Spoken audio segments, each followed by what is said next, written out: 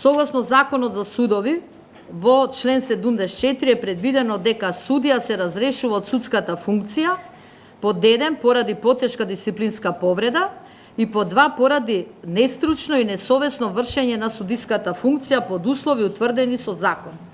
А во член 75 се утврдени што представува нестручно и несовесно вршење на судската функција, каде што во последната алинеја од овој член е предвидено дека под нестручно и несовесно вршење на судиската функција се подразбира и ако е донесена пресуда од страна на Европскиот суд за човекови права во кој што е утврдена повреда од членовите 5 и 6 од Европската конвенција за човекови права.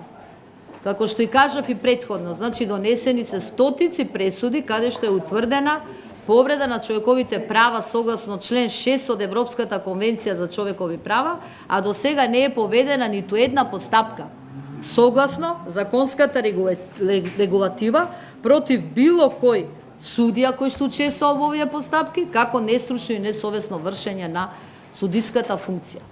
Сите други одредби кои што упатуваат поради нестручно и несовесно вршење на судиската функција се подложни на испитување, дали бил субјективен, дали било правилно се утврдила определена состојба, дали нестручно, несовесно водел, злоупотребил одредби и така натаму. Меѓутоа, оваа одредба од законот е многу јасно. Самото тоа што е донесена пресуда, нема што друго да се испитува. Самото тоа што е донесено пресуда од Европскиот суд за човекови права е причина.